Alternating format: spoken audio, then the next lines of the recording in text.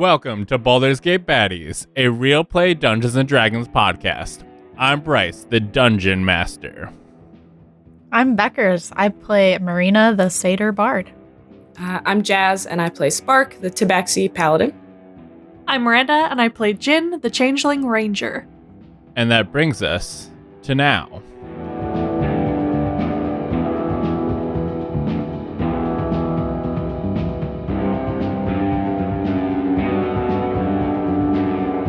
It has been 2 weeks since the incident with the succubus.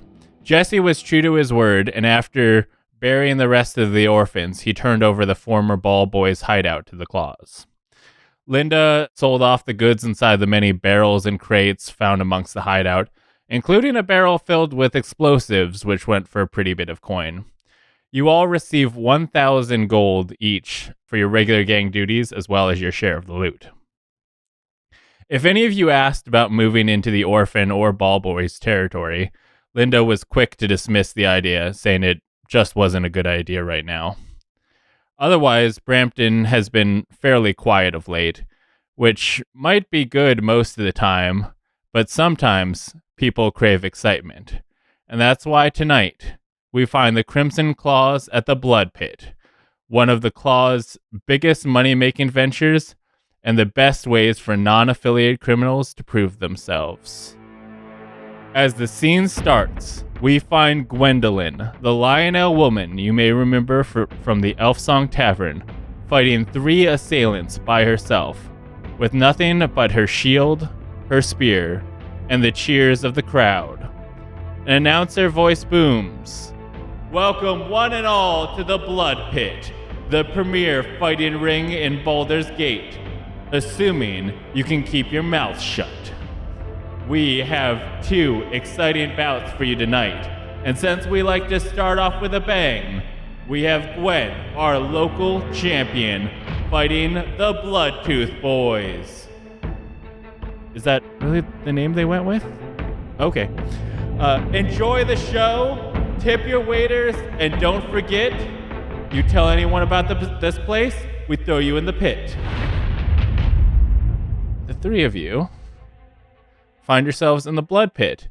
We will start with Marina, who is sitting at a table at the front door taking tickets. How's your night been, or how's your afternoon been going? This is taking place in the afternoon. Oh. Yeah, it's an afternoon fighting ring. They never suspect a fighting ring in the afternoon. That's how you guys get by all these years. They're just never looking, you know? Yeah. Yeah, now that there's like an orphan in the gang, we have to make sure they get their beauty sleep, so we can't stay up too late. Yeah. Mm-hmm. How's your ticket taking been going? It's going good. You want to hear what I'm telling people? What are you telling people? I'm telling people, hey, thanks for coming. Welcome to the Blood Pit. There's some seats open in the front row. We call that the splash zone. That's the joke. That's what it is. That's what I came up with. Okay. I'm sure you've been thinking about this since you said you were the ticket taker. Yeah, that's it. That's the whole thing. The door swings open as a person walks up to the table and goes, ticket? I have money. Do you have enough for a ticket? Here's a ticket. Why does it sound like 3 children in a trench coat? Does it look like 3 children in a trench coat? Roll me a perception check. roll me an intelligence check. Okay. I rolled 15. You look this person up and down. They are a stocky, very tall person. They're wearing a very large trench coat, and you can't 100% make out the face because he's kind of got a hat pulled down low, but you can see squirming coming from the belly, and the legs seem a little uneasy. Is this really several people?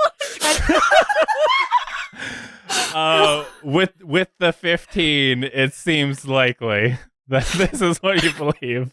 What's Holy the shit. opposite of body like an hourglass? Or they're just like, Body like Like a microwaved hot dog. I believe it's body like a lasagna, actually, yes. ew. Yeah, you're right. Got them Garfield hips. Meow. the strange character in front of you kind of like pats their pockets. Their arms are just kind of like barely like coming out of the armholes, so they don't really pat their pockets. They more just like pat their sides. And they're like, money. I have that. And they kind of like look over to the left of themselves, where there is a cart set up with a lot of different food and such. And they're like, do I have to pay if I want the food? Yeah, the foam fingers are money too. Ooh, you have big fingers and food? Big fingers. You can pay extra for the middle one.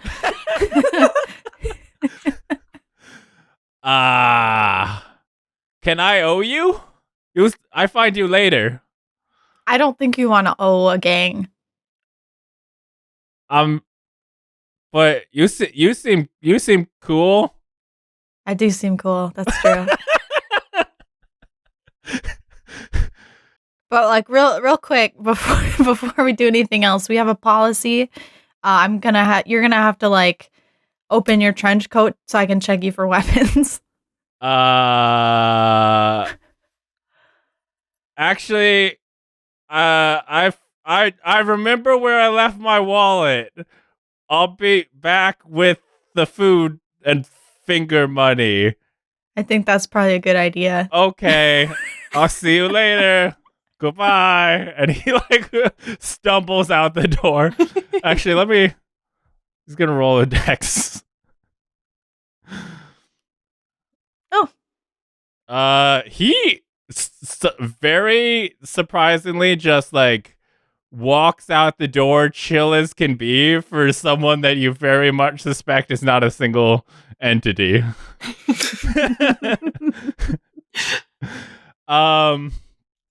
Well, with everyone found their seats and got their tickets, the main event will begin. Jin looks on as Gwen, the Lionel fighter that Spark will remember, is getting ready to fight the Bloodtooth boys, I believe I called them. What a horrible name. Steve is going to move up to Gwendolyn, target her, and he is going to attack her with the scimitar. That is going to be a miss. He swings wide. She brings up her shield and just kind of knocks it away, easy peasy. Hog is gonna come up. Let's go, Hog! What a name. Jin hears from up top as Marina is kind of like stepped away from her table to look down at the fight, just like, let's go, Hog!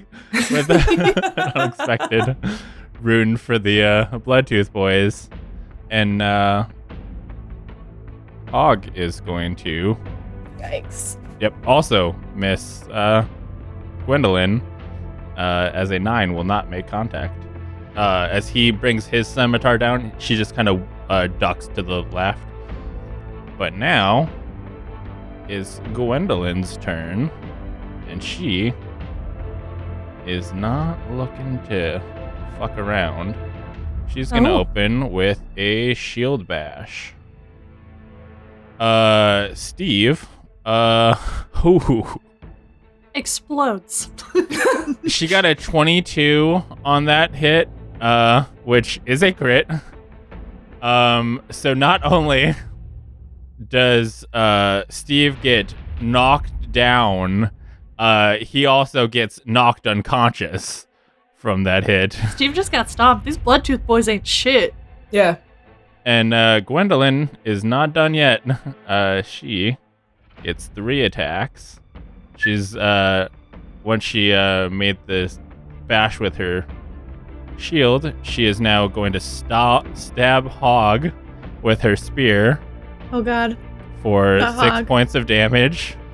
She like stabs it through towards him, and she is going to try and push it further in, which does go all the way through, and Hog She just schlooped him. yeah, Hog falls down as well, and she just kind of like turns towards the remaining brother and just kind of growls. Let's pause for that from a second as we check in with Spark. Spark, what are you thinking as you see your darts companion taking out these guys handily? I think she's better at fighting than she is at darts, so good on her. You do recall that she was a little too like aggressive with her dart throwing than I see where she got that technique. Yeah. Roll me a perception check. Okay. 16. You watch the fight unfold while also scanning the crowd, looking for any sort of mage or anybody trying to influence the fight. And just as you kind of like eye everyone over, you sense a presence walking up and taking a seat next to you, and then on the seat opposite or to your left, you see. So on your right, you see Linda take a seat, and then James kind of like sneaks behind you and takes a seat to the left. And Linda kind of looks down at the fight and goes, "Oh, who do we have tonight? Ah, Gwendolyn. Yeah, kick their ass." Hell yeah. She goes, I haven't seen someone fight like that since Claw used to fight here." And she just kind of like smiles as she like kind of reaches over and hands James a little like treat. Good boy. Yeah, is he old enough to be in here? I mean, where else you want me to leave him? I don't know. Is he old enough to be left at home alone? How old is he? like 18, isn't yeah, he? I believe we decided He's he was like 18. frail, But he's right? small. Yeah, he's Yeah. really frail 18-year-old. I kind of like the idea of everyone just treating him as inappropriately young. Yeah. And I will continue to do so. And Linda goes, "Well, you know, if he's a claw now, we got to teach him the way we do business. So, but I'm keeping an eye on him." And I'm gonna look at him and like pinch his small bicep, like and just kind of walk off to monitor the rest of the crowd.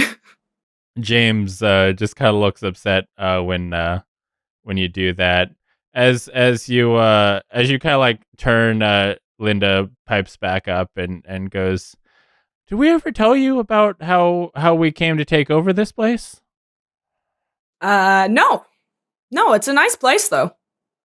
Well, I don't know if you know, but Claw used to fight here, and I would come and watch the fights, you know, make some coin betting on the fighters, and I would always put all my money on Claw because, I mean, the dude's massive. We wouldn't bet on him, but the old owner of this place, one day he brought me and Claw into his office, dragged me, accused us of cheating, that we were rigging it.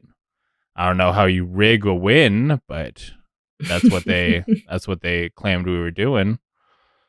He went to hurt me, and before I knew it, Claw just charged the guy, lifted him up, and chucked him through one of the windows. And well, that with him gone, someone needed to run the place. So this ended up being the first business we took over once I guess I convinced Claw to, stick by my side in case the guy ever came back. And Oh, I thought you meant gone, like every part of his body was shattered out the window. no, the building's not that tall. He did live. Okay. But I'm not sure what happened to him. We haven't seen him since, but I've been sticking by Claw's side ever since that day because, I'm small and he's big. Makings of a beautiful friendship. Yeah. I'm not sure if Claw ever intended to run a crime organization. I think it just was that he had a habit of protecting people that needed protected, and that happens enough times that people just kind of start flocking to him, and before he knew it, he had a whole neighborhood that was looking for protection under him. And now we have the blood pit, so we gotta make one of watching the next startup fighters compete and say Gwen's got some strong chances here. And she kind of she's crazy strong. She kind of smiles as she looks on the fight. But I won't keep you. Obviously, we all have our tasks tonight. I'm, babysitting. But and then James just kind of looks like grumpy from that. But he's still like been kind of quiet ever since he like became part of the gang. Like he does what he's told, but he's just like somber. But she lets you wander off. Let's go back to the fight in the basement. Speaking of which, Jin, what are you thinking as these guys are just getting their ass kicked? Destroyed. Yeah. Well, with a name like Bloodtooth Gang, Jin didn't think very much of them to begin with. Bloodtooth Boys. Sorry. But she's really unimpressed overall with their performance here tonight. You at least want to show, She tried to give them some pep talks and shit. They weren't really receptive to it, and this is what's happened. Oh yeah, these guys came in. They figured, oh, it's the 3 against 1 fight. Like, this is gonna be easy. We're gonna surround her. It's gonna be over in minutes. But listen. Jin knew it was over for them when she learned one of their names was Brett. Okay. Which will bring us. But then they had Hog too. There's also Hog. Could go either way though. Yeah. Which will bring us to Brett's turn. He is going to try backing away from her, and he will pull out a light crossbow and see if that will get through.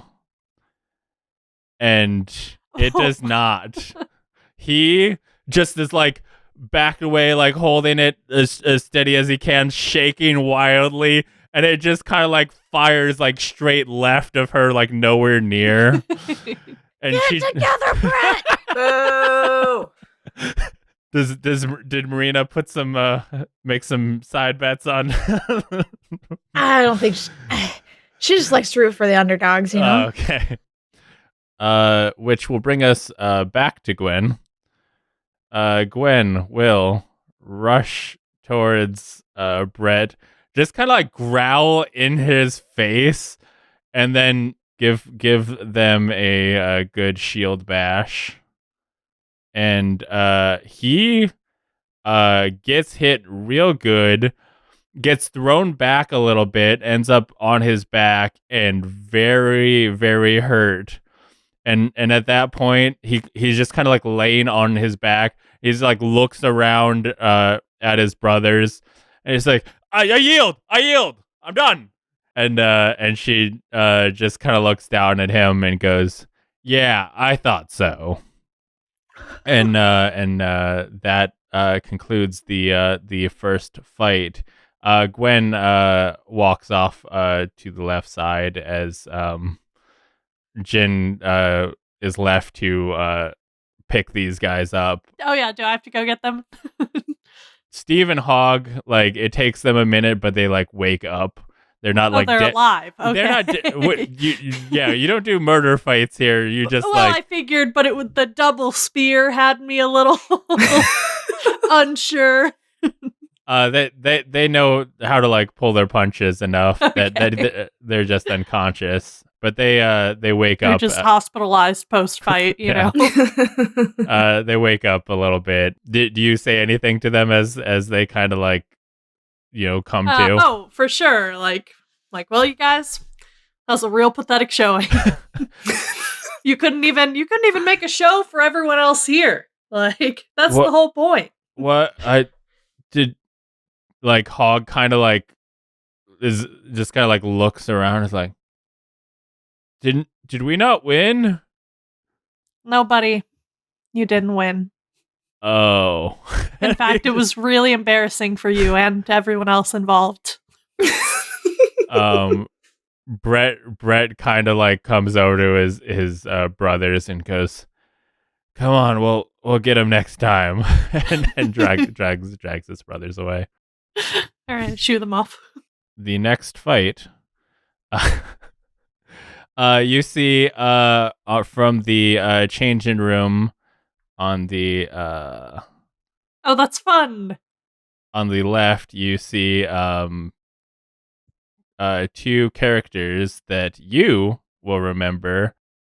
The orc who harassed you at the elf song.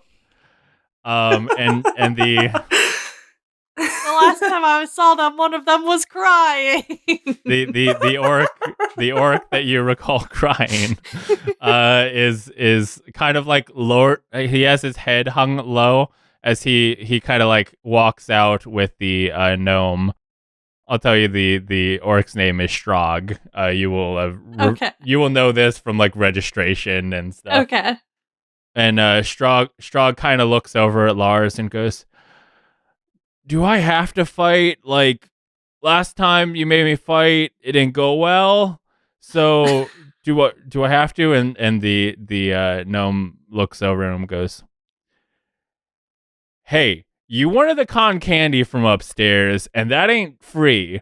So if we're gonna pay for your cotton candy, you need to win this fight."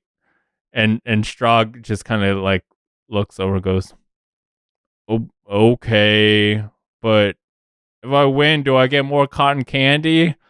And the gnome's like, "Okay, buddy, you win and we'll see." And Strog makes his way into the fighting ring. And Lars, the gnome, kind of saddles up next to you, Jin, to watch the arena. And he goes, "Jin, I recall. How have you been?" What was his gang called? Because I keep in my head calling it the Beach Boys, and I know that's not it. The Sea Tower Shakers is okay. what he told you. He asked if you would be interested in an alliance between your gangs. Right. And if you recall, you did not recognize the name, but you did recognize they smelled. Yes. I recall. I recall deeply my meeting with this man. Give me another perception check. Sure. 9. He smells better. You can't like smell shit on him this time. Okay, good. I'll give him like, "Hey man, looks like you guys are doing okay. Do they come to the fights often?" This is their first time competing here. The fight that they're referring to, you infer was not elsewhere. Yeah, was not this. Okay. He goes, "Ed, did you think about, the alliance between our gangs? We could, beautiful partnership maybe." Well, that's it's not really up to me. That's not up to me. Is all I'm saying. Linda is here. Maybe you could talk to her. You know what? I'll let Strog fight, and you can think about it. Okay. And I could hook you guys up later after the after the matches. You can put in a good word. And as you have this conversation, Gwen is kind of like moved to the back of the ring, and she's just kind of like watching. Like as Strog came out, she just kind of like laughed a little bit. Oh, this poor guy, this poor emotional man. And the door on the other changing room opens, and out comes a heavily armored man, which you will recognize from registration. His name is Pentyworth. At least that's the name he wrote down. And he makes his way into the center of the ring. And he stares dead in Strog's face and goes, "My name is Sir Pentyworth the Last. I have come to fight you and earn an eternal reputation for the name of Pentyworth. For I am the last of my line. My junk doesn't work right, so there will be no more Pentyworths, but we shall live in history after I have defeated you, and many great deeds belong to the Pentyworth name." And oh dear. Strog kind of looks like back at him, and he's just like, and then he sighs, and he looks back at like Lars. Lars kind of looks at him and goes like, "Cotton candy?" And Strog is like, "Okay, cotton candy." And he just kind of like forces himself to just like get really focused and angry, and he charges Pentyworth. I mean, I'll do one attack for each of them, and we'll decide how the fight goes based on that. Out of curiosity, what are the acoustics like in this blood pit? Like, did everybody hear this declaration of? Oh yeah, you can hear the people within the pit. Like if they're whispering, it's like a big echoey pit. Deal. Oh yeah, it is. So everybody knows. Yeah. All right. Your boy Strog chucks his great axe at Pentyworth, which goes wide. Pentyworth will run up on Strog and come on, try Strog, and stab his rapier in. Ooh. No. It's not how I thought this would go. Really stabs like deep into Strog. Strog. Pentyworth did crit against Strog, but Strog is raging, so that damage is halved. Okay. So yeah, okay. he only ended up taking 6 points. So okay. So Strog is actually doing pretty well. Do you guys want me to play out the whole fight? Yeah, I want to fight. Yeah, I'm so invested. Yeah. I really want Strog to win. I don't want to see him cry again, you know? Like there's cotton candy on the line. This dude's like, my junk doesn't work, so what weapon am I going to use? Obviously, the most phallic weapon I could find. Okay, back to Strog. As Pentyworth charges up on him and jabs his like tiny sword into him, like quickly pricking Strog, which like was a deep one, but Strog just kind of like focused on his aggression, and then as Pentyworth gets close, he just kind of like tries to grab him.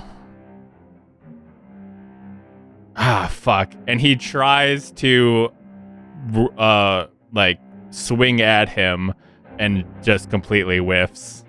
Damn. Strog, come on, my man. You're better than this. Pennyworth is going to try again with his sword, and it hits. Jin's like shouting now. She's like, "Come on, Strog! You can do it! Get it together!" I will give Strog advantage on his next attack with you chanting for him. I was gonna say, can I toot my kazoo head? I think that's fixing fights. Yeah. Marina, I'm just cheering him on. Marina, are you trying to get like a chant going? Are you cheering for Strog up top too? Yeah, sure. Okay, so like Marina starts going like Strog, and then like some of the other people on the like main floor start going like Strog, and give me a performance check, Marina. Ooh, I'm good at those. Yikes. I roll. So it's a 15. I only rolled an 8. That's my modifier. There's definitely some like the people immediately close to you like get really jazzed up by your chanting and start going like, yeah, Strog. Some of the people on like the farther away sides are just like, I mean, he's not doing that good, but okay.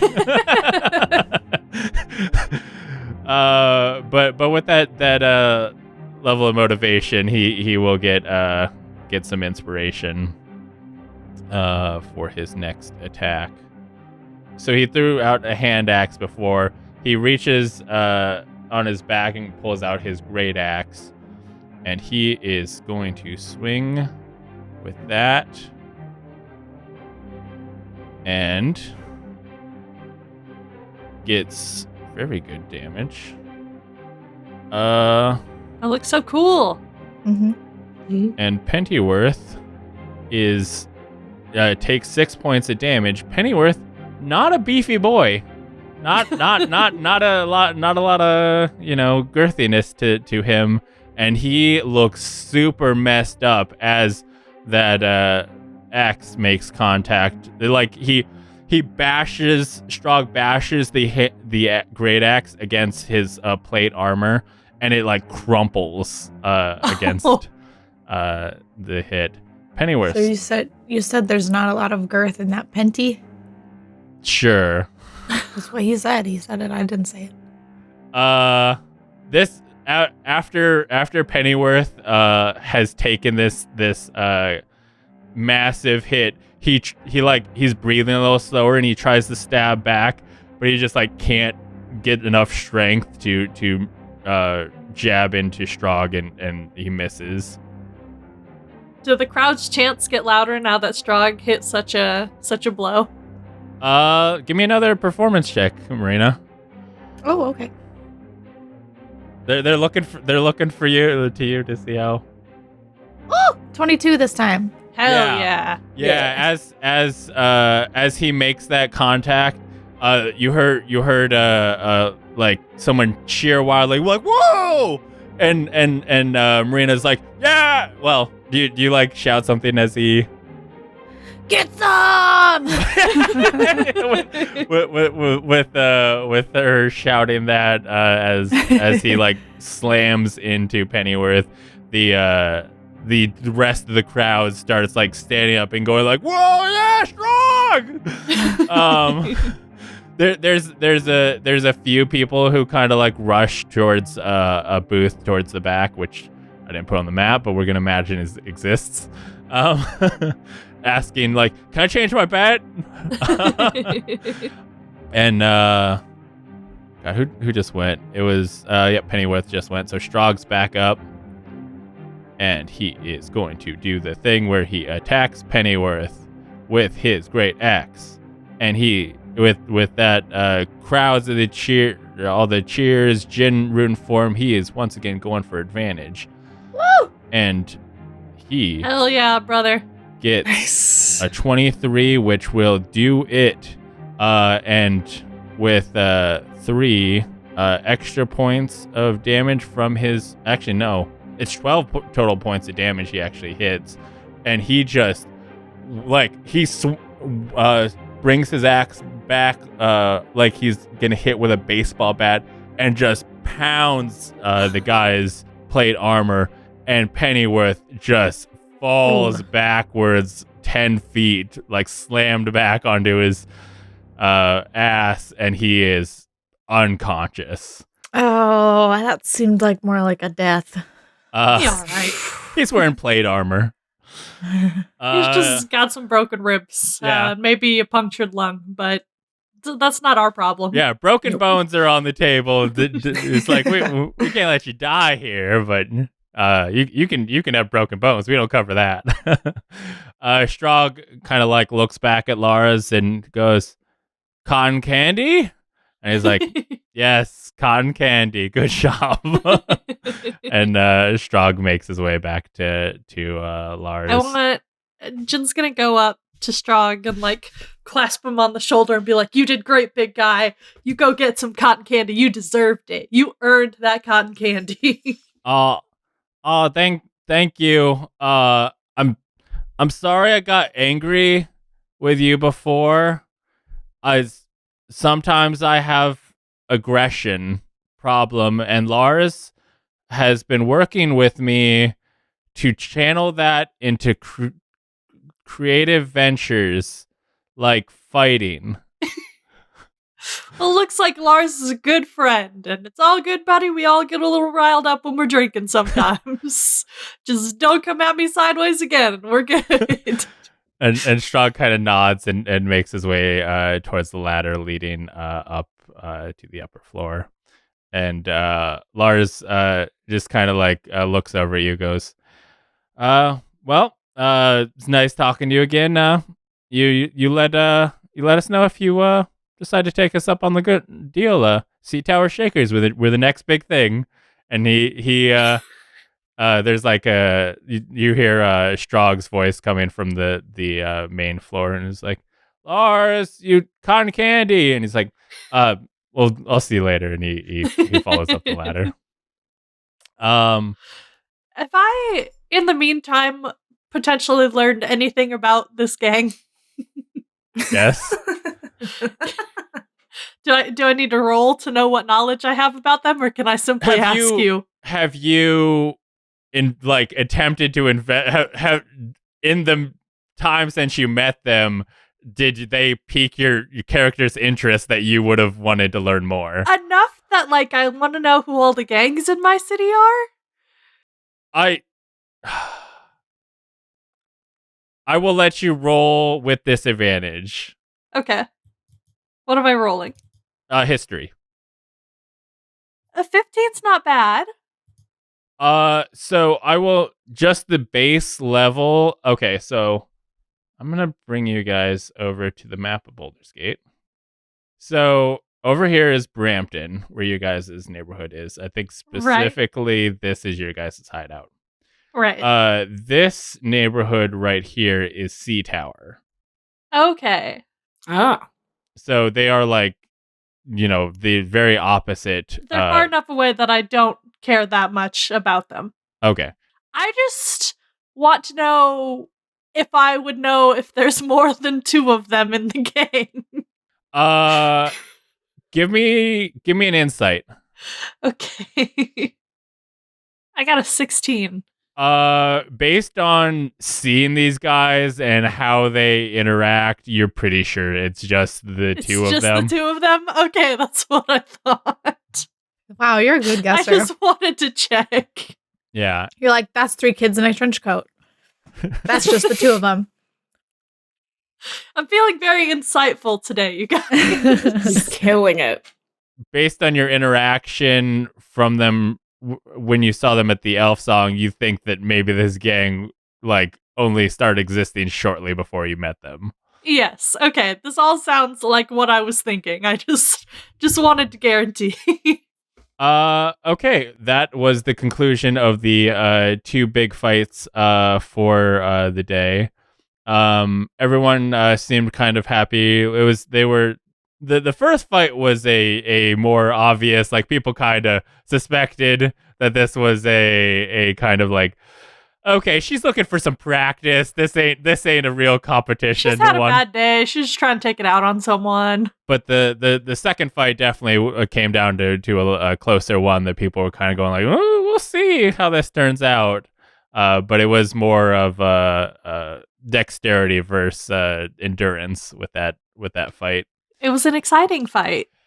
The crowd clears out and everyone kind of cleans up, and Linda kind of goes, well, I'll take James back to the hideout. We'll see you shortly. From what I understand, Shmarbles is going to be there in a little bit, so I'm sure you guys are going to want to go see him. You will have heard of Shmarbles, but never have interacted with him.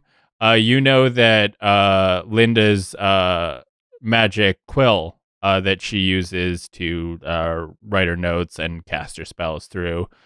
She got through Shmarbles. Ben has gotten many tools that he has used to help tame and care for his animals through Shmarbles. Some of Claw's weapons are said to be from Shmarbles. He is like the Claw's connection for magical dudits. So with the 1,000 gold that you guys got, it was like, okay, we're gonna be able to get some cool shit from Shmarbles when he comes to town. I just want you to know that I watched Cats live recently, and Shmarbles 100% sounds like a name of a character from Cats. I've never seen Cats, so that was not. I pull plenty of things from other things, but that is an original name that I came up with. But I'm just gonna assume you guys head back to the Claw's hideout. If that's what, yeah. Okay. Yeah. If there's beer there. As you guys make your way to the Claw's hideout, you see a small cart stationed out front with a donkey pulling it, and the side of it is opened up. There's little windows on the side. Do you guys go investigate? Mm-hmm. Yeah. As you walk up, you see a goblin standing in the window. He is wearing a like oversized cloak, not like to the point where it looks like it was made for a human. It just looks a little big for him. And it's like very unkempt looking, and it's got like little gold stars that look like they were like drawn onto it. It's like a blue cloak, but it's got like drawn on stars, and he's got a big pointy hat that's also blue with little stars drawn onto it. That's really cute. And as you walk up, he goes, "Hello, I'm Shmarbles. Would you like to buy some magic stuff?" You betcha, Shmarbles. What you got? So to give some heads up, so I gave kind of a vague description of each item to give you like an idea. You can ask Shmarbles for more information and stuff. But to give you some like metagamey stuff, nothing here is going to be cursed or bad or anything like that. I'm not going to have a nice you, man, Mr. Shmarbles. I'm not going to have you spend your gold and be like, "Oh man, I got a bad thing." I want you to like everything. I think I set the prices somewhat appropriately for. Some things might like not be as powerful off the get-go. Like some things might be really strong right away. Some things might grow in power the longer you have them.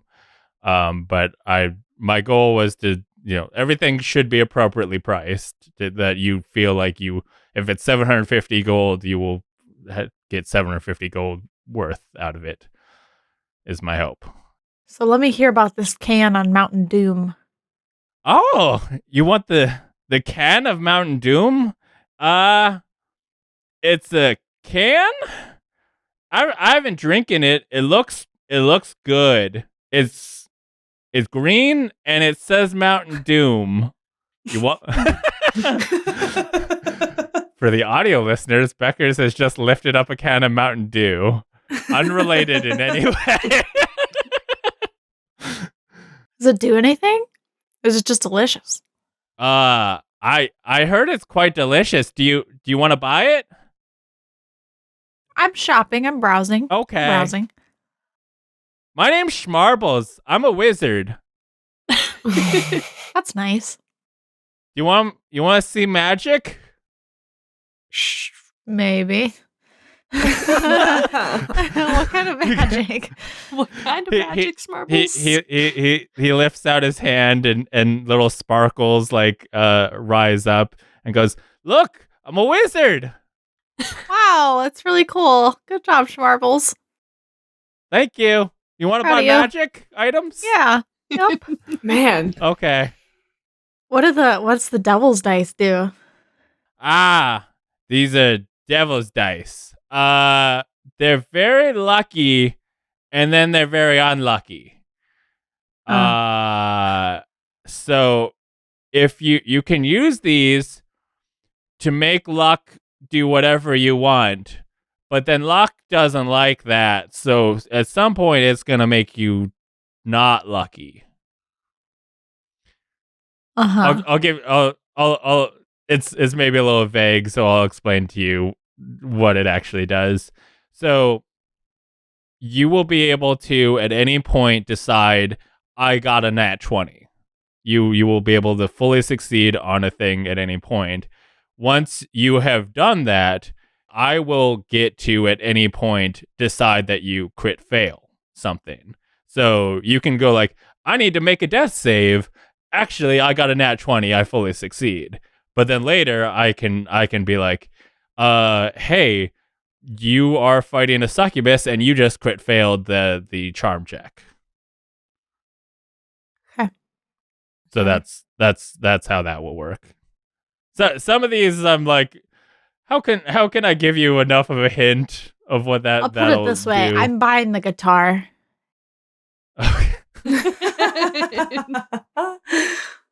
So to help the audience, you eye over the arcane guitar and pocket amp, which looks like a sick ass electric guitar, and there's like kind of a pocket sized amp sitting next to it, and Shmarbles looks at you, looking at it, and goes, quite the musician, are you? Oh, a terrific musician. Just great. I tried to play music once, but then they attacked me with a stick, so I don't do that anymore. I'm a wizard instead. Shmarbles. And he goes, that guitar and the little amp makes all the music you make real loud, and the if you have magic music, it makes that louder too. Yep, sounds good. I'll buy it. Okay. You purchase the pocket amp and arcane guitar for 900 gold. That will leave you with 100. Shmarbles, can you give me the deets on the scripted plan here? The scripted plan. He holds up this little ring. So, as you know, I'm a wizard. Yes. And if someone could cast spells like me, you could store that spell inside this ring so that, like, if, for example, you wanted to make magic come out of your hand, you just tell the spell, when someone comes up and asks if you're a wizard, then magic happens. And to help explain that in not Shmarbles terms, you can store a spell into the ring so that you can say like, hey, I'm casting healing word into this spell, which will trigger when I drop below 1 HP or whatever. Like, you create an if this then statement with a spell. So you could do it like, I cast Featherfall if we end up falling, or I cast hail of arrows when I shoot an arrow. The issue is that spell won't only trigger when the thing has triggered. Okay. So you basically get, at the start of each adventure, I will ask you, do you want to store a spell inside your ring? And then what is the condition when that spell gets triggered? Interesting. Damn. I didn't see the nose of annoyance. I know. I was trying to I was thinking if you were going to go noise of annoyance or guitar, but how do you turn down a guitar? I had to get the you know? guitar, you know. Mm-hmm. The stuff will still be here later, and also there's nothing that stops you guys from sharing gold. Yeah, I was gonna say none of the 100s like super appeal to me, so I could give you guys my extra gold if we can pool our extra, figure something out. Not Shmarbles, Bryce. Is the sword of shield regular size sword? I'm gonna call it a short sword. Okay. For the sake, I was like, I want to make it so like some of these are obviously more attuned towards certain people, but I wanted to make it available to both you and Spark. So I'm like, it depends on which one. I think, does Spark use a short sword? Spark uses a long sword. Okay, I think. We'll call it. It depends on who's holding it. The size. It's got like a forced perspective. The size changes depending on how you look at it. You are welcome to it if you like it, Miranda. My sword has sentimental value, so I don't really want to swap it out yet. Okay. Shmarbles. Yes. So about this Guardian's weapon, does it turn into something special? Special? The Guardian's weapon. He kind of like looks it over and he goes, "It'll become whatever you want. I think it's kind of rude, so I use it as a hammer sometimes. But I think when you take it, it becomes whatever weapon you want it to be." And yeah, to be clear, this is also one that I'm allowing the variability of whoever wants it and what kind of weapon they wield. When you buy it, if you want to say, "Hey, it is now a bow and arrow," it will transform into a bow and arrow, and it will stay a bow and arrow. So it'll be whatever weapon you want it to be once you have like locked it in place. Shmarbles, hook me up with that sword of shield. Okay, 500 gold. All right, sir. And you hand him the gold, and he hands you the money is exchanged. Sword of shield. To explain now that you are the owner of it. I'll explain the pocket amp and arcane guitar as well, since she has bought those. Pocket amp and arcane guitar. Once per day, the user can use an action to use their guitar to cast Thunder Wave from a point centered on the amp or guitar. Nice. You can place the amp in a different place. Or give inspiration to up to 5 creatures within 15 feet of the amp or guitar. Sick. And also, any music you play will be louder. Versatile. The sword of shield, a short sword that gives the user 2 charges of the spell shield per day. Okay. If you don't know, the spell shield boosts your AC, and it can also negate magic missile attacks. Cool. It boosts your AC by 5.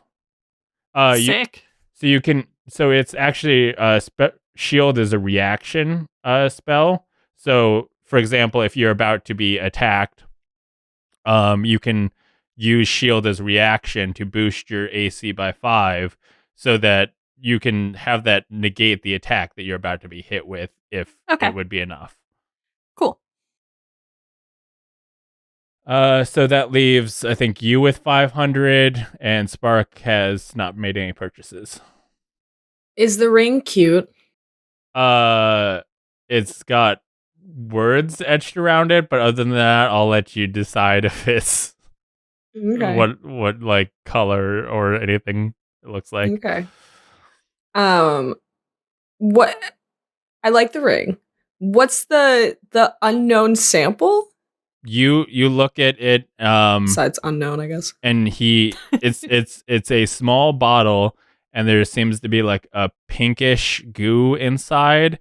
And as roll me a perception check. 13. You're not sure, but it seems like it might be like slowly moving. Okay. Like just the goo inside, or like the whole bottle is moving? The goo is moving. Like it seems like it's moving itself. Then the jar is just the jar. Interesting. That kind of freaks me out, but I like the ring, so I think I'm gonna buy the ring. Okay. That will be 500 gold from you as he hands you over the ring, which you already know what it does. So, Sweet. Yeah, 500 gold from each of you, and Marina's down to 100. You guys can save your gold for the next time Shmarbles comes to town and stuff. You might be able to. I probably should have. Right now, I made sure everything in the store was affordable at the moment, but maybe down the line I'll have more big ticket like that you'd have to save up for. Yeah, I'm saving up for that nose. Yeah, you could pool together and get Marina the nose. You could buy burner communicate, like you could buy the Mountain Doom. There's lots of stuff. Oh, Mountain Doom. Wow. We didn't ask about the fool's gold. Sub what at? Shmarbles kind of holds it up like, it looks really valuable, doesn't it? But it's not. But you could tell someone it is, and then they would want it really badly. Well, it's worth at least 250. Do you want it? No. They would think it's worth more than 250, but I am an honest wizard and salesman. Shmarbles. Nah, I'm good without it. That's fine. But thank you. Okay. So, no other interesting. Okay. Shmarbles goes, okay. Thanks for shopping at Shmarbles Magic Stuff. Have a good day. And then he like kind of closes up the window, and like just as he goes to do that, he kind of looks and goes, tell Claw I said hi. And then the doors close, and the donkey like starts trotting away. Bye, Shmarbles.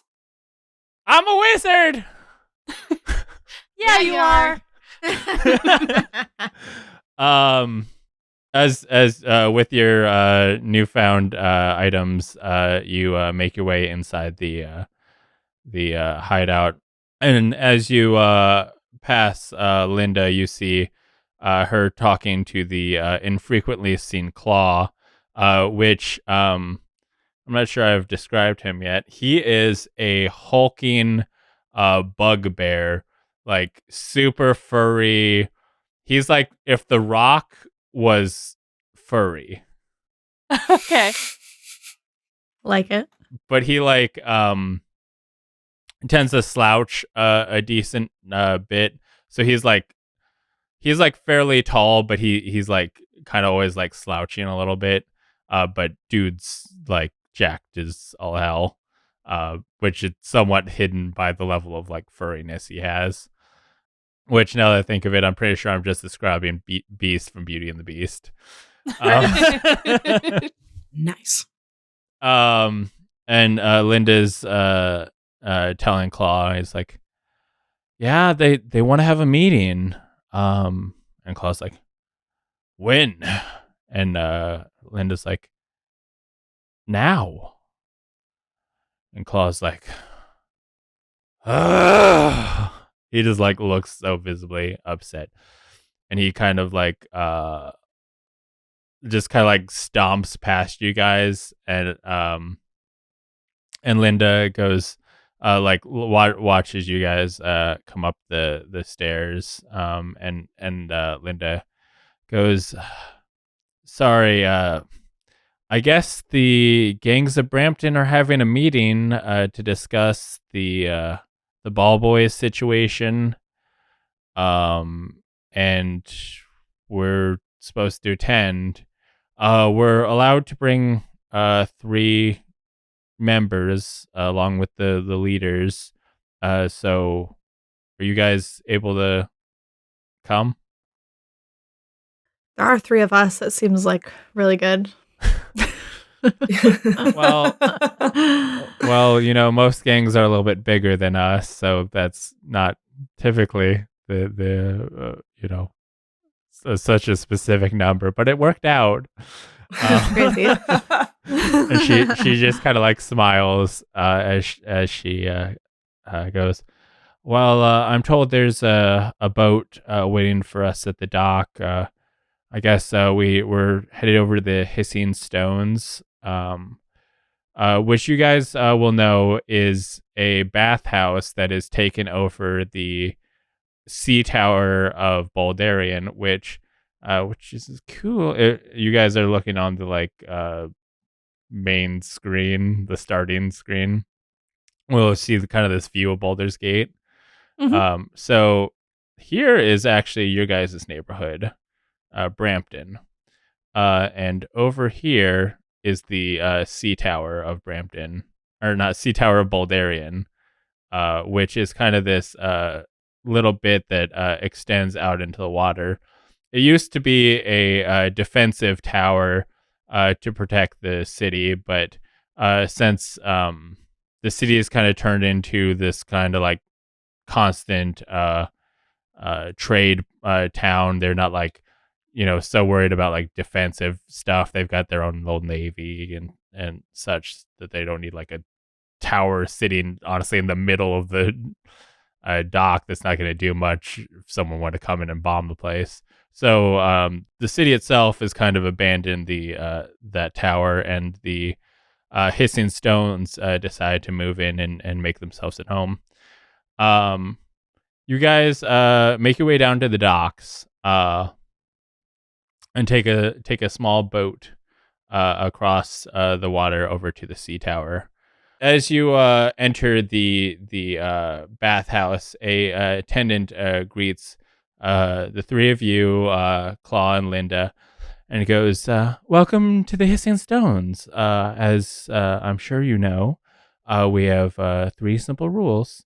No weapons at the Hissing Stones, and to help enforce that, we do enforce that all patrons here must be wearing our silk robes. So if you will make your way over to the changing rooms, we have some different styles available to you. And in the changing room, there's silk robes of every style and design that you could think of. What kind of designs do you guys pick? Just describe what you think. Purple flowers. Yeah, white with purple flowers. Oh.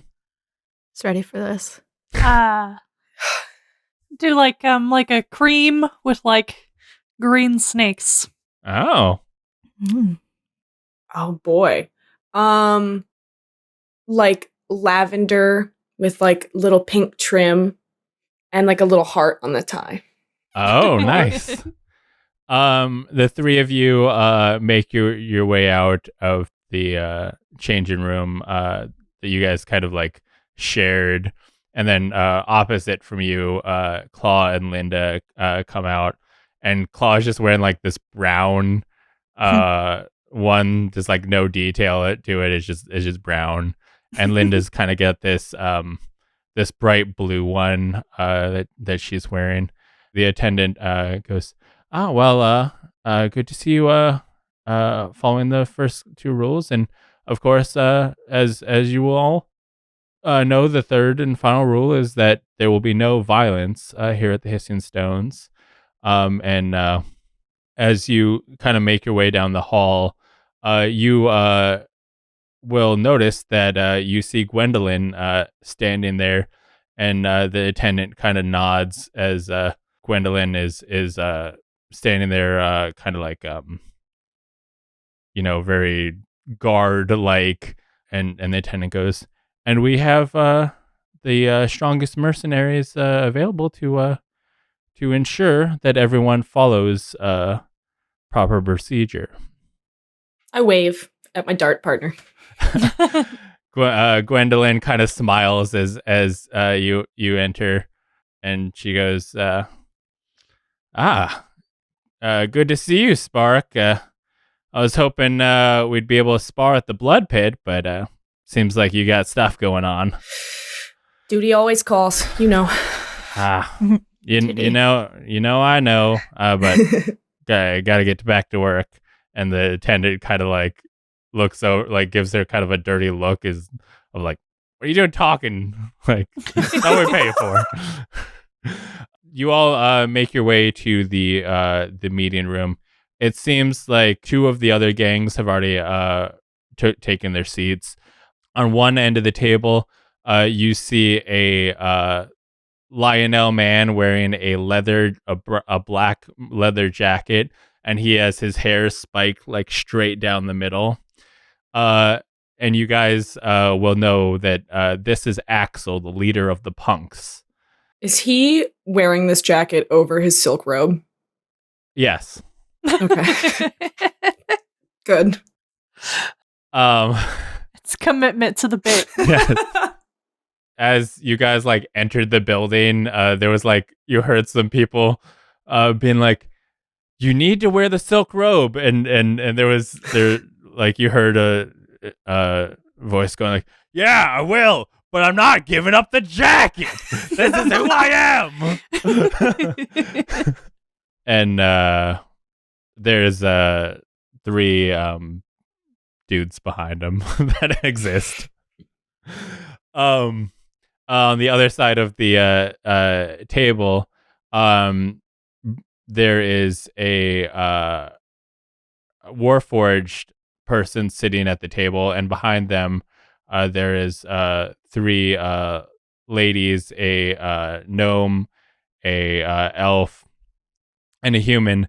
They all just have like the brightest, like pinkest, like flowers and cute stuff all over, and they kind of like giggle as the 3 of you come in.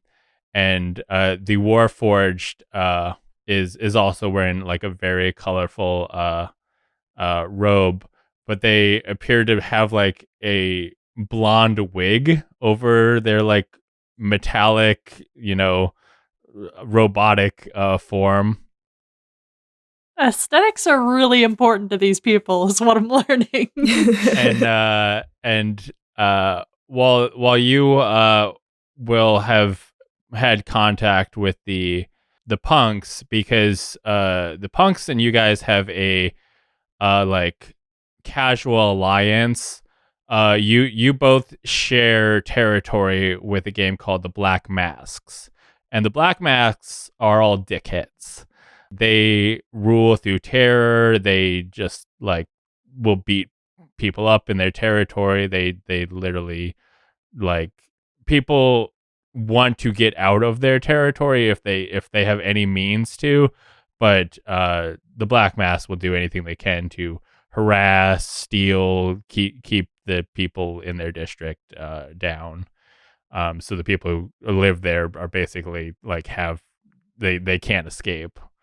And the problem with the Black Masks is that, like, shitheads love to stick together. And so they actually have a decent amount of members. There are quite a few Black Masks, because you tell someone that you can, like, they can power trip over someone. They're like, yeah, man, I'm down. Let's do this.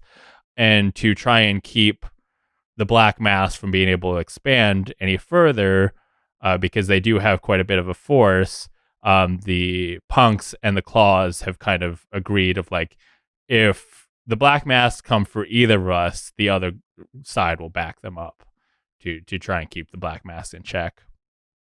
The Warforged, you will know, because these are all gangs in Brampton, and you will have seen them around. The Warforged is the leader of the Allisons, and they go by the name Allison Prime. Fuck yes. I love it. Excellent. I love it. That is amazing. And the Warforged Allison goes, welcome. We can begin the meeting soon.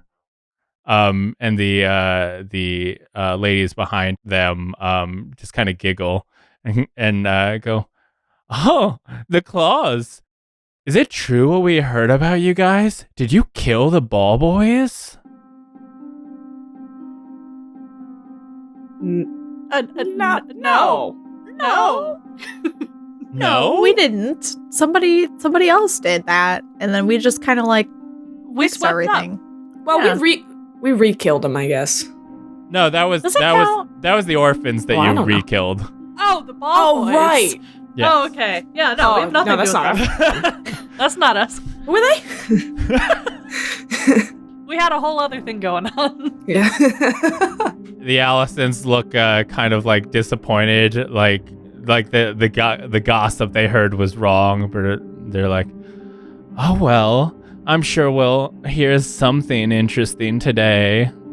After you guys like make your self seated at the table, a moon elf woman named Marilyn walks in and goes, "Well, it looks like we have most of the gangs accounted for, but it seems like the last one we haven't heard from yet. So if the main leaders just want to wait in the VIP room, we do have some Kebler cookies available. They're quite hard to get this far north, but I do have my ways." And you will know this is Marilyn, the owner of the Hissing Stones. She has been known to be quite the diplomat, and the way that people are able to use this location as kind of a meeting of groups that sometimes just want to straight kill each other. She has a way of like calming people and allowing peaceful negotiations to happen. The main leaders make their way through to the VIP room. The punks look over at the three of you, and then the Allisons, and they go, "Do you know what this is about?" Isn't it about the ball boys? I thought that's what. Did somebody say the ball boys were dead? Well, we also heard that you killed them, but you didn't? We didn't even know they were dead. Do you know what we've had going on this week? No? Well, We're not your secretary. Well, I'm gonna, like- the gossip. I'm A gonna whole other group got annihilated over the weekend. You didn't even notice? I'm gonna lean over and like, well, I think the orphans took out the ball boys. Is that not? Because we have their hideout now, so we don't. It's because the orphans took it from them, and then we took it from and like everyone's dead. Right. Yeah. That's what I thought. I thought the ball boys were acting all sus, and then the orphans took out the ball boys. Orphans Right. acting sus. Right. I was trying to have a little mini team powwow. I don't know how successful it was. We're pretty loud, but like. Oh, that makes so much sense. I thought we just took over the orphans' head Jesus area. We Yeah. killed like one succubus, and all of a sudden we killed all the ball boys. Fuck. Okay, run it back. We did not kill the ball boys. We just, you know what? We did. We beat the ball boys. What? I don't know if that's the professional stance we want to take here.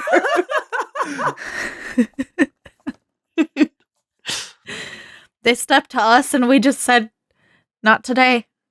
We didn't kill any ball boys. We never even saw a ball boy. But they may have ended up Is that dead. true? That's true. We only saw the orphans who had taken over their place and got murdered. Okay. Beckers, give me a deception roll with disadvantage. Miranda, give me a straight up persuasion roll. Okay. Oh, not 20. Ooh, okay. I rolled a 16 with my disadvantage. I rolled a 24, not They 20. kind of like I Marina over as she's like saying this stuff, but then Jin is just like, "No, that's not what happened," and they're like, "Okay." The Allisons kind of like look you guys over and like, Are you guys okay? Like, do you need some like couples counseling? Like, our gang is like simpatico over here, so we kind of, we could help you guys. I simpatico. If you guys want to become Allisons, like we could just like hang out. I think we're fine, and we'll just have some couples therapy. It'll be fine. Variety Okay. is the spice of life. What's life without argument? It's just been a long day, so we're all confused. There's just a lot going on, guys. A very, very long time since yesterday, you could say. Also, I guess I don't know if you remembered from the deal. It has been 2 weeks since the a succubus very fight. long Yep. 2 weeks. Even longer. Yeah. It's been a long time. As you have been talking about the long day, there is a clatter through the halls as it sounds like people are just like shoving each other as a force seems to be moving through the halls. And the door to the meeting room swings open, and there stands 4 people all wearing masks. They do not have silk robes on, and No. and Gwendolyn is like rushing up, trying to like she like grabs the guy furthest back by his collar, and with all this noise, the people in the VIP room exit out, and Marilyn sees as the black masks have now entered the meeting room. They did not follow the silk robe rule. They do appear to be unarmed, as far as you can tell. I will have everyone can roll perception to see if they can confirm that theory. Well, I crit failed. Marina got a 22. Marina rolled performance, so Marina succeeds. Nice. It was literally right next to it, and they both start with purr. I was right. Oh, good. Spark rolled a 9. She's just offended at the lack of decorum. Marina she actually rolled a 12, not a 22.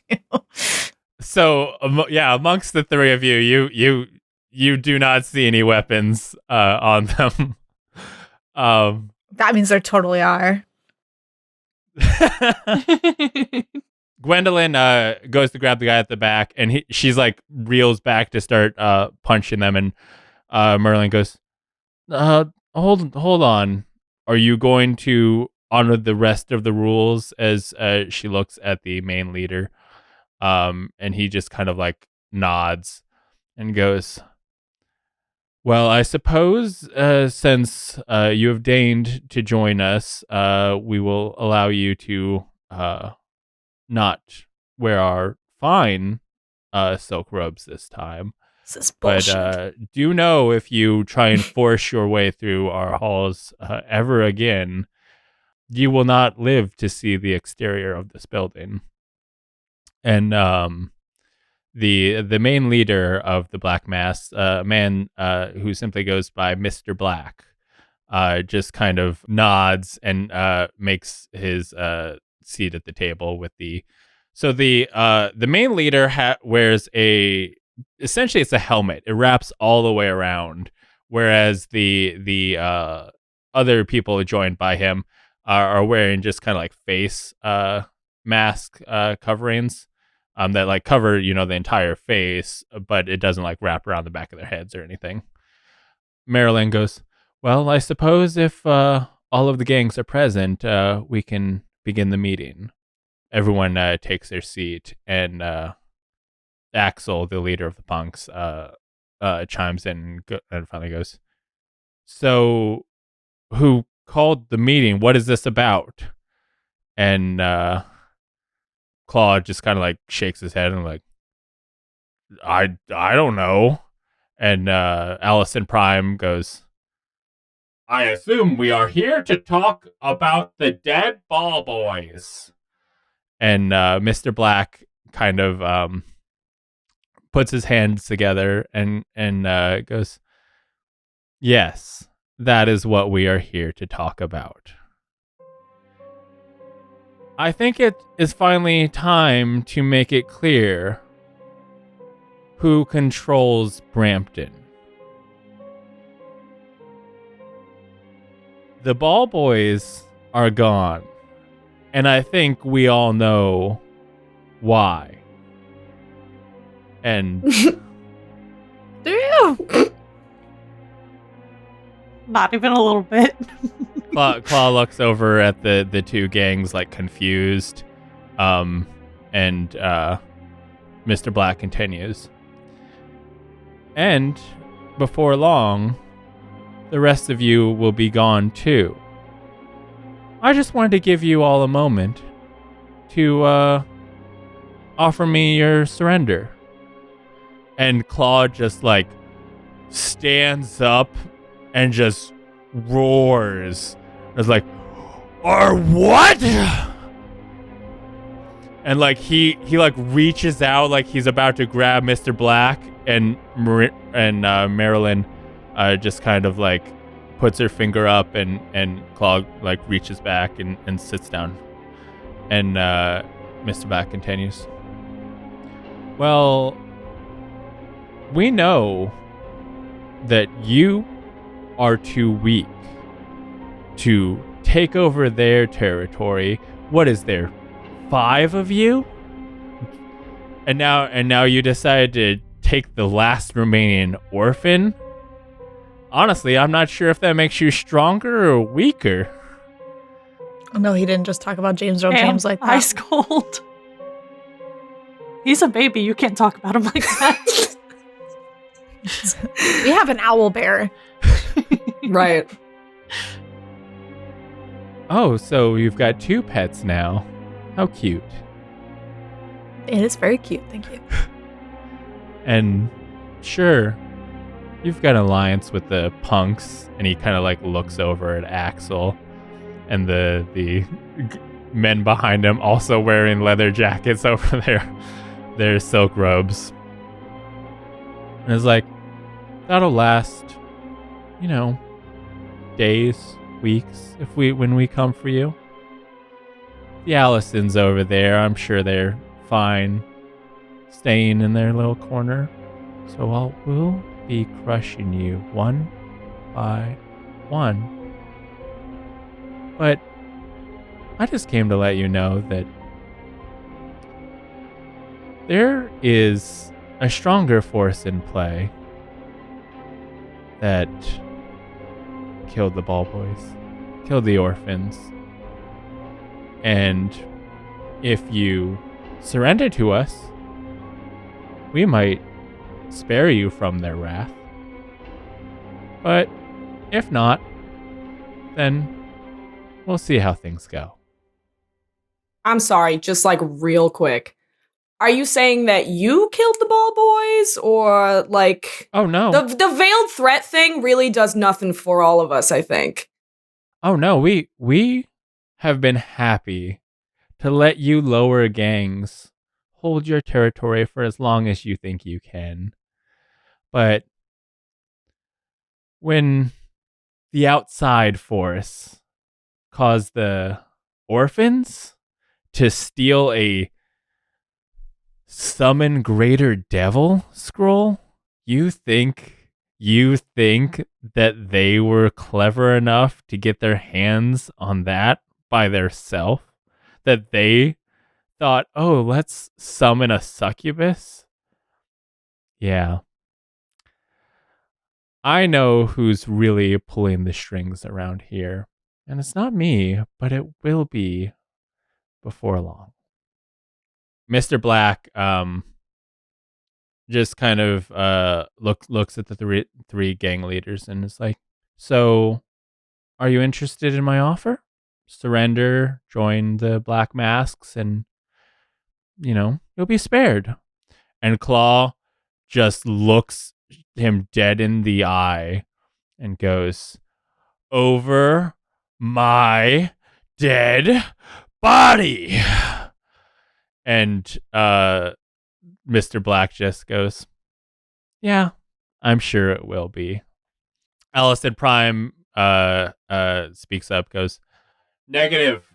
This will not compute for the Allisons. And the Axel of the punks just goes, me and Claw over there, we don't always see eye to eye. Can't get that man in a leather jacket for all I can do. But we will stand against you in whatever outer force you seem to be threatening us with. I don't know what happened with the ball boys or the orphans. And if there's someone trying to pull strings around here, we'll cut them. But we will never surrender to you. And Claw just stands up and goes, if that's what this meeting was about, then we're done. And then Linda kind of stands up next to him and goes, what he said. And kind of starts heading out the door. And the other gangs start following, while the Black Masks just kind of like sit back in their seats and seem to, like, Mr. Black's mask seems to be enchanted in a way that allows it to form expressions, even though seems to be like a solid iron mask. And it seems to be like smirking in this distorted way as the gangs file out. As you make your way back to the dock to sail back to Brampton, Claw chimes in and goes, the nerve of that man. I will choke the mask off his face if I get my hands on him. And Linda goes, you can't have a temper like that. Like, that doesn't, what will the other gangs think? And Claw goes, I need a drink. And Linda goes, the Elf Song Tavern? Do you guys want to come? Yeah, I could probably unwind a little bit after that situation. I feel like we should maybe keep an eye on you. Help you out a little bit. Sure. As you guys make your way back over the water in a small boat, Linda calls Ben and tells them that they're meeting at the Elf Song, and him and James are welcome. And you guys make your way into the Elf Song. It's still early evening. There's maybe one or two patrons there right now. Old Joe greets you from behind the counter, and he can sense Claws. Just like, if this was a cartoon, he would just have like heat waves coming off of him of fury. Old Joe gives him a smile and goes, I'll get you a hot cocoa. And heads back behind, and everyone makes their makes a seat at the main bar. He brings out the hot cocoa for Claw. What are the rest of you guys ordering? Cider. I'll do cider too. Sounds nice. Hot apple cider. Something silly like elderflower wine or something very dainty. He brings out the three drinks, two big mugs of cider, and then like a fancier glass for Spark. Ben and James walk in. Ben takes a seat at the table, and behind James is the owl bear that's kind of like jauntily like running behind. He seems like both like James. They've both grown a decent amount in the past 2 weeks. Haven't been fed about as much as they can handle. James tries to pick up the owl bear and kind of like set him on one of the seats next to him. And old Joe goes, I think I got some fish in back. I'll get that for the little one. And Ojo looks over at Marina, and he goes, "Hey, that was a great set you did. I still got people coming in asking when that comedian's coming back. They love the holy armor joke. Are you interested in making this a regular thing? I could pay you like a fee for performing, and then you get you share the tips." Yeah. Let's do it. Sweet. We could More always reasons to come here. Should have gotten that damn nose. Sweet. Okay. We'll set up a schedule for you. So how's things going? I hear there's quite a bit going on down in Brampton. I have a new guitar. Oh, It's huge. what? How do you want the guitar to look? Like, I don't know. I've been thinking Is it a about this. sick-ass electric guitar? It's or... a sick-ass electric does it guitar have, for like, sure. Does it have like flames on it? Does it? Yeah. No, No. lightning. Lightning. Like blue. Ah. Like it's blue with like the lightning in it. Oh, Crackly around it. Yeah. nice. That's what I want. Okay. Nice. Yeah, I'm going to name it too, but I'm working on it. Okay. Oh, are you like carrying the guitar with you? Oh, yeah. Okay.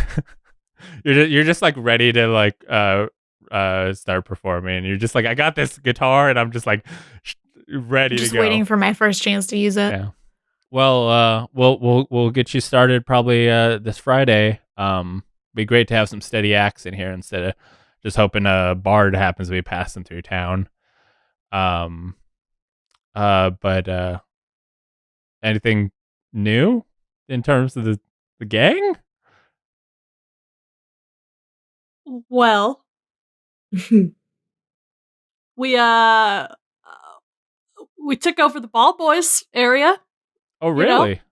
We did not. We did not, didn't We we? did Didn't we not. take their No, we took their hideout, and then we asked hideout? Linda, Yeah. can Yeah. we please take over their territory? And Linda said no. And then the Black Oh. Mask said, we're going to kill you all. Yeah. Damn. To be clear, Took their whole base and everything. We took over a For warehouse. the you guys are aware of all of the members of the claws, and if you guys tried to expand outside the territory you already have, you would be spread too thin that like you would be inviting the Black Mass to be able to like push in Attack on us more. you. Yeah. So it's like That's fair. the right now the Ball Boys territory is just sitting empty. No one's controlling it because unless things change for the power dynamic for the gangs in Brampton, then it would be unsafe for anyone to try and move that way. Sounds like we need a recruitment drive. Well, sounds like you guys got a lot going on. Well, you guys are always welcome down here if you need to unwind. I'm sure a good bard will lighten lighten your weight. And he smiles at Marina. Well, that is about what I have in terms of stuff for you to do. But as you said, you guys have some things that you should figure out. The next adventure will be quite a few months from this time. What would you guys like to be doing in your downtime? This could be things like you said, like trying to recruit new members. It could be forming alliances with other gangs. It could be trying to train yourself. Maybe try and train the owlbear. Anything that you think like over the next few months, I want my character to be focusing on this. Come up with that. I will have you roll something to help determine how well that goes. And then next session, whatever you have done will have an impact on the city. Okay. That's So, sick.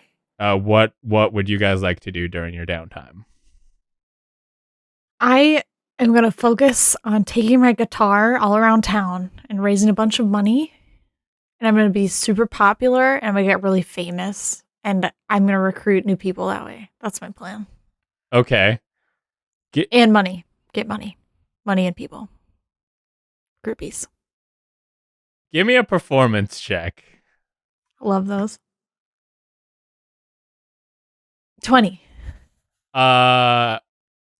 You have been performing around Brampton. You have been doing your now weekly performance comedy routine at the Elf Song, which has been going fairly successful. You have yourself a bit of a following now. There are some people from gangs outside of like on the farther side of the city who will now make their way to the Elf Song Tavern specifically to see you perform. Your like comedy and music doesn't seem like on its own has made anyone want to join the claws, but they are more aware of the claws and think you're like have a nice vibe, but not to the point where someone's gonna see someone perform and be like, I'm gonna join that crime organization. Did I make any money? Yes, which I will tell you how much next time. Which will be determined at a later date. I'm gonna assume it's a lot. It will be an amount of money that you will have. So we should definitely focus on the problem at hand. So I think Jin is like, as the one who knows the area better and the people better, gonna go around and talk to like businesses they protect and like stuff they protect and be like, hey yo, you got a cousin who needs a job, sort of, and try to recruit people that way. Just to let you know specifically, the Sea Tower Shakers like technically have their own gang, okay. which obviously they have offered the alliance to you. Yes, would want to reach out as well. Gwendolyn is a unaffiliated person, so that is a known character that you could specifically reach out to. Okay. Otherwise, if you are just like putting out feelers into general, like trying to bring people in, do you want to reach out to Gwendolyn specifically, and then you can try and recruit on top of that? I'm just want to know if that. Yes, I would like to do that. Give me a persuasion. 14. One afternoon at the blood pit, Gwendolyn comes in to fight, and you come up to them to try and broach the subject of joining the claws.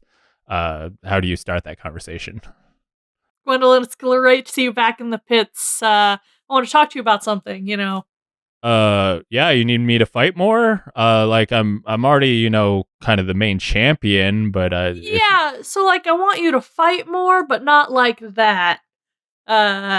You were there. You remember the situation. Oh, at the Hissing Stones? Yeah. That dude sucked. We're trying to drive up recruitment for the Crimson Claws right now, and I think that you, as the champion of the fighting pits and as such an amazing fighter that you are, would be both a beacon to draw more people and a great addition to the cause. I mean, I like fighting is a good moneymaker, but like, what do you guys offer? I could be joining the Sharks. I get with the Long Forgotten. Like, what's the Crimson Claws got? What is within my power to offer? I will let you guys know that, like, since the gang is fairly small and Claw is very much like a hands-off leader, Linda is essentially the power there. As long as you're not like doing anything crazy, they like fully trust you guys. Okay. So I think definitely I'd offer like a bigger cut of winnings, or like of the winnings from the blood. A blood pit? Blood pit is the. Okay. Mhm. Sorry, I was thinking of the blood tooth boys and Yeah. it. A lot of blood. A lot of blood. So definitely like some cuts from the arena, like what we're making off of, like on top of anything else she also makes. And then like we're trying to help out people. Those blast masks are bad guys, and they're only going to cause problems for more people if they take over our area. It's only going to grow. Not to MLM it, but like Claw, like you're getting in on the ground floor, but like Claw was the best fighter in this pit, and now he owns the pit. And now you're the best fighter in the pit, and you could be under Claw. Room for growth. Do you think Spark also came to help convince? Yeah, Gwendolyn's my bro. So I'm just like, hey. I'll let you. I think we're bros. I don't know if we are. You can be bros if you. Yeah. Give me I'll let you give a persuasion roll to try and influence this. 15. Gwendolyn like doesn't seem like super convinced by like what you're offering, but when Spark kind of chimes in, she looks a little bit more like pleased, and Gwendolyn goes, "Tell you what, I'll make you a deal. I get to train with Spark, and I'll join." I mean, sure. I'm not. You're a lot bigger than me, so I hope I can help. But yeah, all right. With your interactions with Gwendolyn, she seems to be like challenging you to games when they get the chance. Like they challenge you to darts. They were hoping to be able to fight you in the ring and stuff. It seems like they've maybe got like in their head they've got like a rivalry with you going. Like they're like, well, they beat me at darts, and now I'm hoping maybe I can beat them in the ring. We'll see. And Gwendolyn goes, "All right, I'm not promising I can take down the Black Mass, but I'll give you a hand as long as the money's good. As long as the money is still good, money is good. I'll give you. The money will be good. Okay." And then I'll use your 14 to decide how just kind of general talking to people around the city goes in terms of recruiting more members than that. Okay. What does Spark want to do? Spark's gonna try to help train up James. And I guess the owlbear, if James is hanging out with the owlbear, which it kind of seems like he is. Well, I feel like, it seems like it's kind of like Ben and Linda are kind of like trading, watching James. And because Ben's also got the owlbear to watch, it's like, well, when Ben's watching the owl or watching James, he's also watching the owlbear. Sure. Then I'll help Ben train the owlbear and then train James. And while I'm doing that, I'm gonna try to get information from James of like, well, who did suggest that you steal the summon demon scroll, or like, how did that idea come about? Like, your best friend was the one who did all of this. Like, why did he do all this? See if I can detective my way into what the Black Mask was talking about. Talking to James, you don't seem to. Like, he doesn't seem to know any more than you do. It seemed like that was like all Jesse's doing. Where did he go? We sent him away. Yeah, he went to try to learn some fucking resurrection magic and bring his friends back because he's an idiot. Where did he go though? he pieced out of the city is what he said. Okay. What James just said is that he heard Jesse talk about the queen of Baldur's Gate shortly before he stole the scroll of summon devil. and he's like, I don't even know who that is. I just heard the name, if that helps. So you're going to focus on kind of training up the owlbear and James. Yeah, I'll train the people we do have. Let's see. Give me an athletics check. Okay. And I guess an animal handling check. Okay. Athletics is a 13. Animal handling is also a 13. Oh. Do you have a negative in animal handling? Yes, I do. I'm not very wise. Funny, because she's a cat. No wisdom, guys. Not very bright over here. Is it too late to talk to Shrog? Well, Strog and Lars would be they're kind of a package deal. Yeah. My bros. We'll say during one of your performances at the Elf Song, they happen to be there if you wanted to come up to them. I'm recruiting, actively recruiting. Mm-hmm. So are you just, do you just like come? They're like sitting at a table and just kind of like eating, and you just kind of like walk up to them and hey, I remember you from the pits. Do you remember when everyone started chanting your name? That was me. Yeah. like Strog looks at you, and then he kind of like looks over at Lars, and Lars looks at you and goes,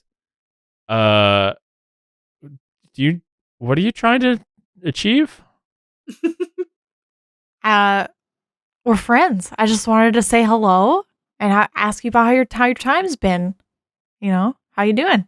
We're doing great. We're just, having a nice night out. A great set. Like, I loved the joke that you told.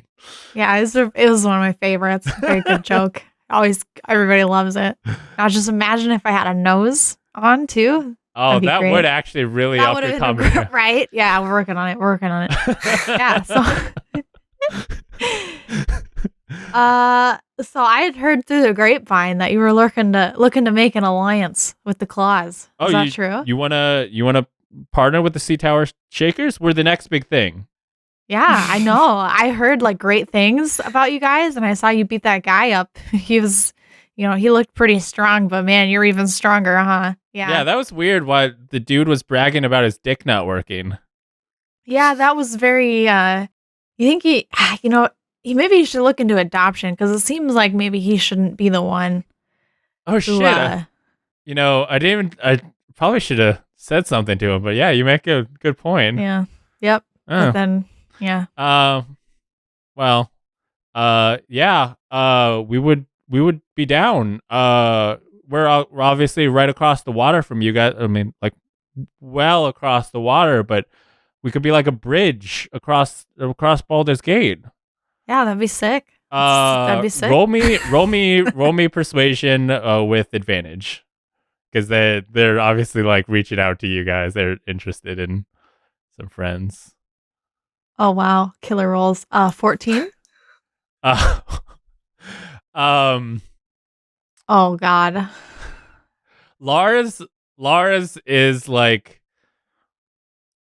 he is interested in alliance, but for some reason, like having this conversation, like you don't seem quite charismatic at the moment. Maybe you were just like really tired from your performance. Can I help you out with this? I was hoping you would be there, like because you already know them, so I think that'd be good. I want to think I come to most of your shows, if only to hand out like recruitment pamphlets and shit. Pamphlets. We're a little crew. Yeah, we're squatty. Yeah. So I think I've been like watching you struggle. I thought you could handle this. Me too. It's like, this is my strongest stat. I don't know. I didn't roll it. What's advantage? I think I'm gonna walk up behind Marina, put a hand on Lars's shoulder, and I'll be like, "Hey, you guys! Like, I know you've been wanting to work together for a long time, and I really think this is the perfect opportunity, Lars. And Strog, you're such a great fighter, and you've been doing so awesome in the pits. You did great in your fight, and you really proved that you're the best. And I think you guys can definitely, would work great with us now. I think an alliance would be the perfect choice for us. And I think, you worked hard, and I think you're equaling us now. I'm gonna have you roll persuasion with disadvantage. Sure. Damn it, 11. Lars still seems like he is excited about basically the fact that you're reaching out for an alliance kind of makes him feel like his gang is more legitimate. That they're seeing me as an equal gang that needs help, but there's just something about your energy tonight that I don't know is coming off a little desperate. And he's heard about the threats from the Black Masks. So he just kind of goes yeah, I mean, we definitely would be down for an alliance. I don't want this to be a one-sided partnership. So I'm sure you guys would be able to help us out before we we come to your aid, make sure things are equal. Yeah, an alliance is equal parts, Lars. Yeah, of course. Yeah, we're totally down. We'll call you when we need help, and we'll be there if you guys need us. And he kind of goes back to eating. Once you guys kind of walk away, he kind of looks over at Strong and was like, they were a bit strong tonight. I don't know. Are they okay? We're not okay. We're 14 not is not that bad, okay? Well, you also have to think that all of you have pushed the we need members really hard the second that the Black Masks made this threat, that other gangs would kind of see this of oh, they seem kind of hey, we need some bodies. They it might feel a little desperate, and with a 14, it's that isn't the strongest. Hey man, we are the best thing you need. So that's about how it tracks. Yeah. But okay. Anything else people wanted to do before the time moves forward? It's okay. I'm famous now. I'm good.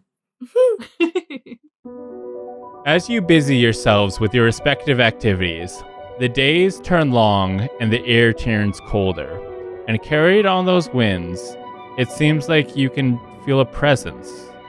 Something scary. Something strong. When the wind brushes past your ear on late nights when you walk the dim lit streets, it seems like you can hear laughter coming from some far off place, as something wicked this way comes.